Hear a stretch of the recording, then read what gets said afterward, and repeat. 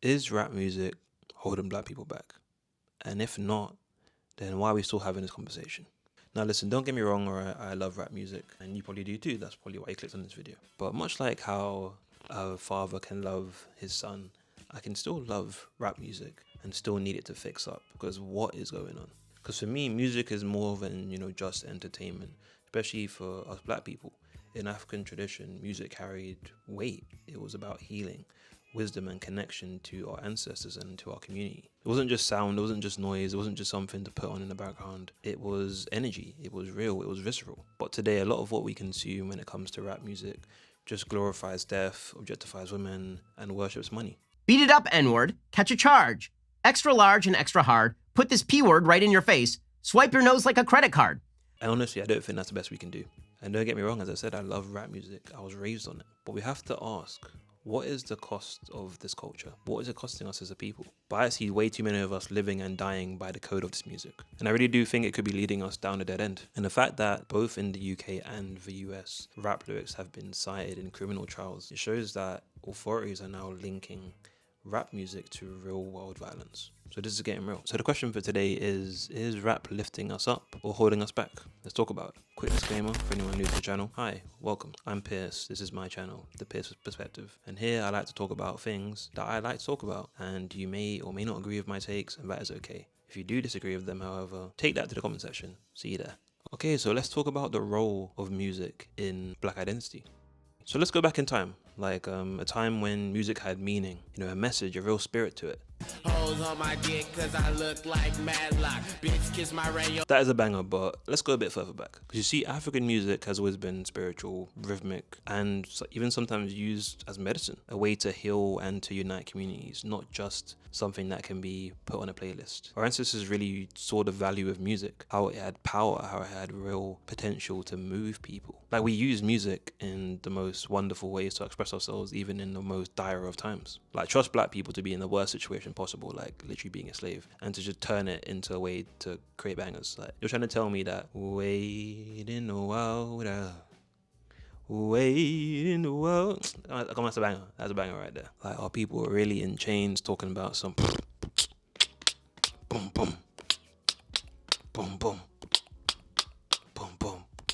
Fuck slavery type shit. Gotta respect them, man. But yeah, enslaved Africans used spirituals and gospel to survive. Like, music wasn't just something they did for fun. It was literally a way to keep the spirits high and to keep people, thinking of brighter days and a better future. And it was often used to like pass secret messages and to literally resist oppression. And this isn't just like a random made up theory. This is proven. Like, music affects your attitude and your behavior. Like, there's been studies in music therapy, for example, that shows that drumming actually reduces anxiety and increases connectedness. And as modern drill and trap operates on like a more low vibrational energy, like more things that, it's more aggressive, talked about lust and greed, it feeds you adrenaline and produces like reactive behavior. You tell me honestly, you've ever listened to a drill track or like a trap music and it's giving you any other vibe than like feeling like you want to be a bit aggressive, or you want to like do something active, or you want to invade someone's space or some shit. Like, it's very, like, music's got energy to it. And it just shows how like us as a people who were once focused on creating music to almost heal, we've now become a people that create music to almost wound each other. So now you know a bit more about how music has shaped our identity. But the question is, who do young black men turn to when fathers aren't around to guide them? So let's talk about fathers, role models, and the search for masculinity. Because the elephant in the room is that, be honest here, the absence of fathers in many of the black households leaves young men searching for identity, searching for something to cling on to. And for a lot of us, the most readily available option is rap music. And without the guidance of a father, without the guidance of someone to really instill values into, it's not like mothers are impossible or mothers can't do that. It's just, let's be honest, like, young men need fathers in their lives. When you don't have that, you're most likely to look for other examples of this. So without guidance on masculinity, this is often learned from rappers, actors, sports people, not fathers. And when there aren't any like real values or morals instilled in the family home, the idea of masculinity is just reduced to the basic things: money, cars, dominance, and womanizing. And these are all major tenets of rap music, because materialism and womanizing literally becomes ways to prove your manhood, mainly because emotional maturity was never modeled at home. And that is why you probably meet so many young men who are almost obsessed with their favorite rapper. They'll have, like, create a fan page for their favorite rapper. They'll like be in the fan club and buy all their merch and go see them in concert and scream their name in the crowd. A lot of the time it's because these are their idols. These are the people they look up to when they want a masculine role model. And without a strong, respectable example of what to be, it's the easiest option out there. They have the things that most people respect, the money, the status, the women, and they make music that you enjoy. It's a perfect combination for a lot of young men. Because what happens is that as a young man, like when you don't have an actual strong role model of masculinity, you just kind of find the easiest option to feel masculine. A lot of time that is putting on headphones, listening to really loud, angry rap music. We've all been there. And it can really be comfortable to find your masculinity in rap. But let's be honest, it's a performance. You're kind of getting obsessed with someone else's performance of masculinity without them actually having to prove anything other than saying, "Oh, I fucked your bitch. I'm getting racks."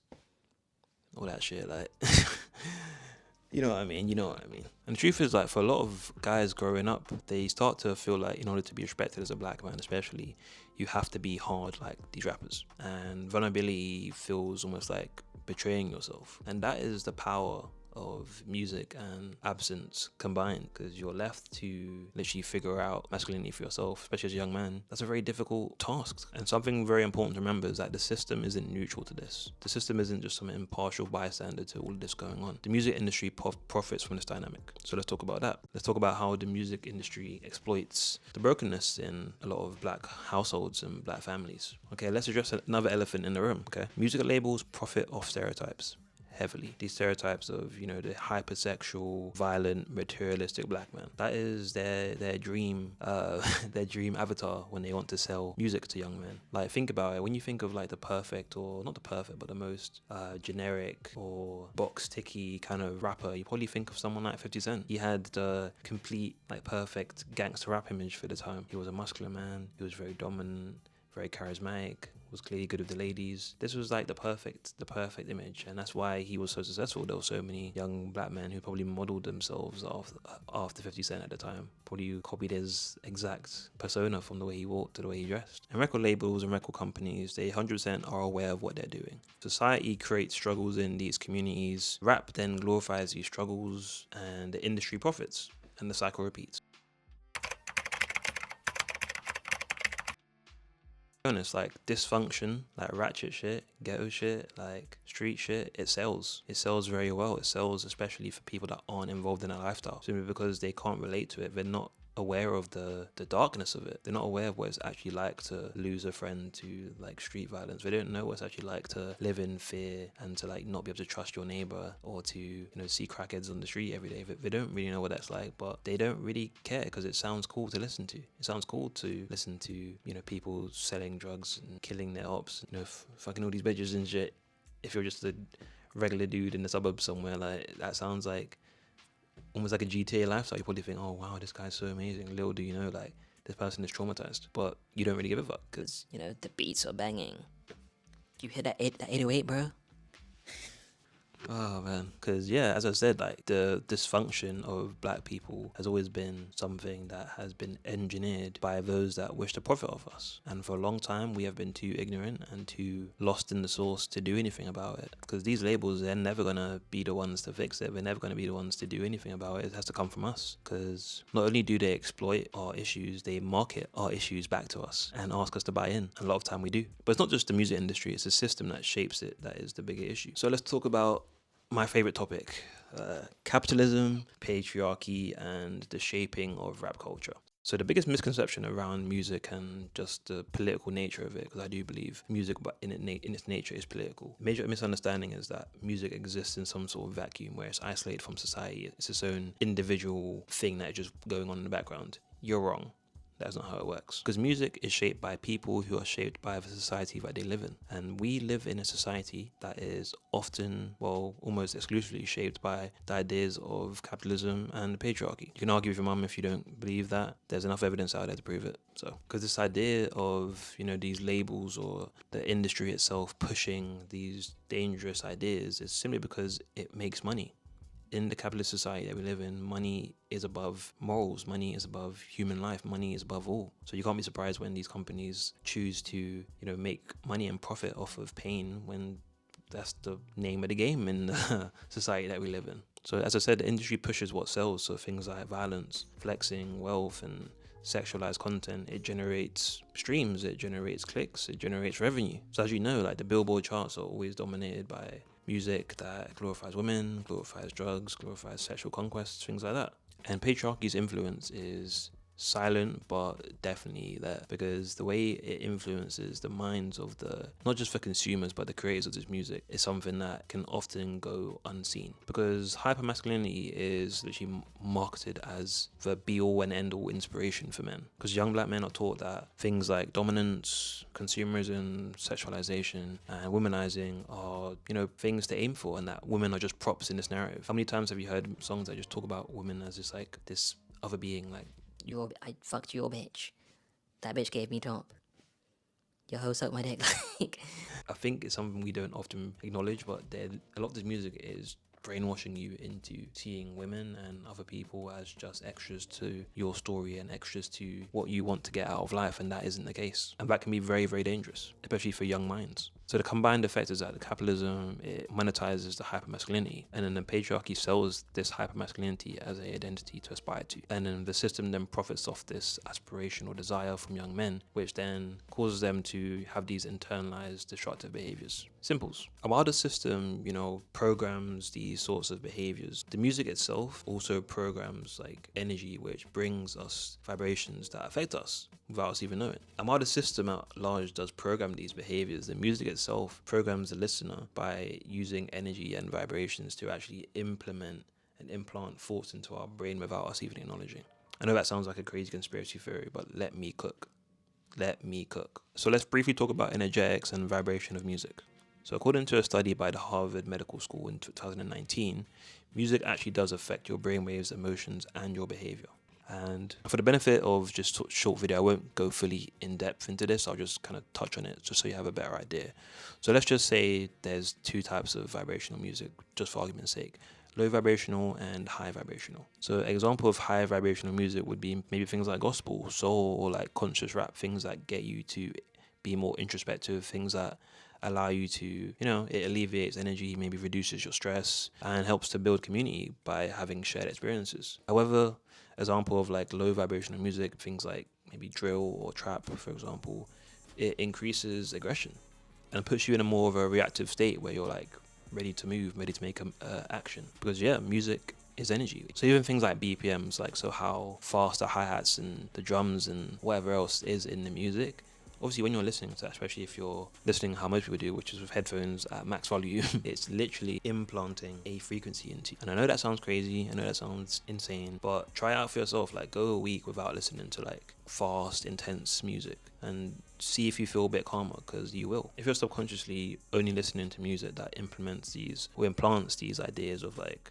glorifying death, lust, and greed, that energy is going to be internalized into you, whether you like it or not. As a human, you are what you eat, you are what you consume, you become what you do and what you listen to. So what happens when music starts to replace the role that community leaders once had, or literally makes that role redundant completely? So let's talk about the loss of the griot, the storyteller, and what storytelling without guidance does. So griots were the memory keepers and moral guides in Asian Africa. They were usually the people that were given the task of basically setting the vibe, setting the vibe for the tribes and setting the vibe for communities in general. They'd often share stories, share tales of the past and their own experiences to kind of allow the community and the village to learn from the past and to make better choices in the future. And it did seem like early rap had these type of characters and these type of people like Tupac, Nas, Public Enemy, who would often talk about their own struggles or express the struggles of the people who were just like them, and to maybe not just express what they're going through, but also to warn other people to not like glorify what they do and not glorify what they've been through. But let's be honest, the truth is today's rap, like today's landscape of rap, no one really cares about that. We live in a day where people just want instant gratification, instant entertainment, instant fun, instant enjoyment. They don't actually care about the depth or the quality of the music. They just want the music to feel good right now. Of course, there are some artists that still keep the spirit of the griot alive. People like Kendrick, people like Dave, even people like Little Sims, who, you know, carry this Griot role where they often are talking about their experiences and how, you know, maybe things that are usually glorified maybe aren't all what they seem. But let's be honest, most artists that fit this mold don't usually get to see the light of day, at least in the mainstream.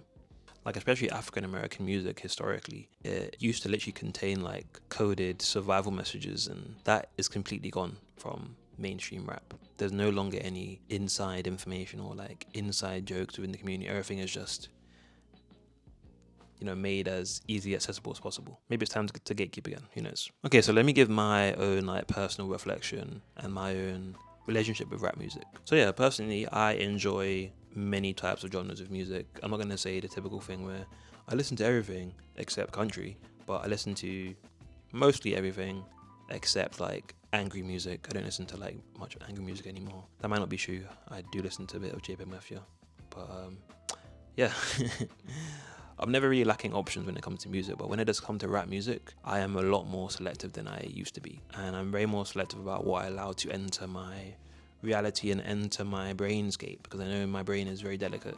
Anything that I put in here is liable to influence me. I'll put my hand up and be the first person to say I am quite easily influenced. Yes, I admit it. But yeah, my music diet is mainly filled with like whole foods, I'd say, you know. I got a good old protein, good old like carbs, good old veggies like in my music rotation. So things like jazz, neo soul, like alternative rap, conscious rap, even things like bossa nova, for example. Like music that kind of, you know, feeds my mind as well as my body, you know, not to be all cheesy, but I like things that don't make me feel stressed out, that don't make me feel on the edge, that don't make me, you know, want to check over my shoulder and see if there's any ops behind me. But of course, like, I still do listen to, you know, some upbeat rap, upbeat trap, whatever it is, but mainly in the gym, mainly when I'm doing like activity, mainly when I need energy to, like, when I can use that energy to push me to do something, not just on like my regular day listening to fucking trap and drill and shit. And yeah, that isn't my vibe anymore. Because I feel like when it comes to music, especially rap music, you have to be very conscious about what you allow to enter like your consciousness, because there are a lot of like repetitive, damaging ideas that rap music does push. And if you're not really used to really like filing through your music with like a fine-tooth comb and really trying to really delve into like, what am I actually listening to? What am I getting from this music other than, oh yeah, that beat is good, oh yeah, I like that flow, like what is this guy actually saying? And the more I did that, the more I realized, oh, okay, yeah, I don't need to listen to this shit anymore. Like, I've already heard 10,000 other rappers talk about how they fuck my girlfriend and how I'm broke and how they spend my yearly paycheck in a week and how and how they just bought a new car and I'm still broke. It's boring now. I want to hear new ideas. I want to hear different things. And if that makes me lame, then hey, I'm a lame ass nigga. What can I say? Because if all you're consuming when it comes to music is just messages of death, flexing, ignorance, and lust, you can't really be surprised when you carry that same energy into your day, man. But yeah, with that being said, rap is not the enemy. Rap is not your enemy. It is not this evil thing. But it can only uplift if we change how we interact with it. Like, we have to change something about it, because whatever we're doing right now, it's not really working. Okay, so yeah, rap isn't the enemy, but we can only uplift it and uplift each other if we. So let's talk about breaking the cycle. Like, what is rap's potential for future liberation? Like, what does the future of rap look like? So honestly, if I'm being candid here, if I'm being like just brutally honest, I think rap music's gonna get a lot worse. Girl at the store, she like a honey bun. She brown skin bad, man, she like a honey bun.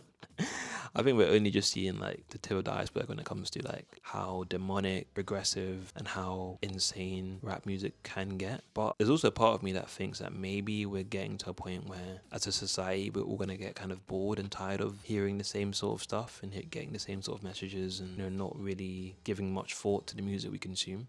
That's just a hope that I have inside, that, you know, people are gonna start wising up to music in general, not just rap music, but music that has like just negative aura and negative messaging like that. shouldn't be the default. But I think the main solutions to this, especially in the black community, is that we need more like fathers and parents in general to be more involved with their children's listening habits. Like, I honestly don't think young kids should be listening to like music unsupervised, because there's a lot of weird music out there. Like, even if you go on Spotify, for example, like Spotify has that artwork thing where it kind of shows like artists can like put custom artwork for songs and stuff. And I do remember like one time, don't judge me for this, but I was listening to one of Ice Spice's songs. I know she's trash, I know. I was curious, and the visualizer for it, like when you're on Spotify, it was insane. Like, it was like basically her almost naked, things are shimmering, moving around. I was like, yeah, this is dark. Anyone can see this right now. That is strange. So yeah, we need more people and we need more parents involved in instilling values and morals into kids at a young age, so they are smart enough to know what to consume, what not to consume, and they are smart enough to know that, okay, I can enjoy this music, but I don't have to internalize the messages that it's trying to give me. And also, like, we can see music as, you know, something that is deeper than just something nice to listen to. We can understand that it's something very powerful. It's a power that we can harness and use to our advantage. We can use it to spread love, spread messages, to spread encouragement to each other, and not just like use it as a method of oppressing each other and flexing on each other. That's boring. It's old. We've seen it before. Okay, so how do we take responsibility for the music that we consume and the energy that we allow into our lives? So yeah, the birth of rap, it was definitely made for medicinal purposes, but it's now too often become a poison. And until we're honest about the impact that things like fatherlessness, a lack of role models, capitalism, patriarchy, and the spiritual cost of music that we glorify will keep repeating these same cycles. Because the truth is, music programs your reality. Because what we listen to becomes what we think, how we act, and eventually how we see ourselves. So the question isn't just, is rap holding black people back? The deeper question is, are we strong enough to demand music that reflects who we truly are? Not just the brokenness, but the brilliance too. Alright, cool. Let me know what you think in the comments. Let me know who your favorite artists are. Mine in no particular order. If we're talking rap, MF Doom, Kanye West, Tyler the Creator, old school Kid Cudi. Did I say Kendrick Lamar? I bet I've said Kendrick Lamar, but Kendrick Lamar. Let me know who your top 5 are. And yeah, man. Catch you in the next one.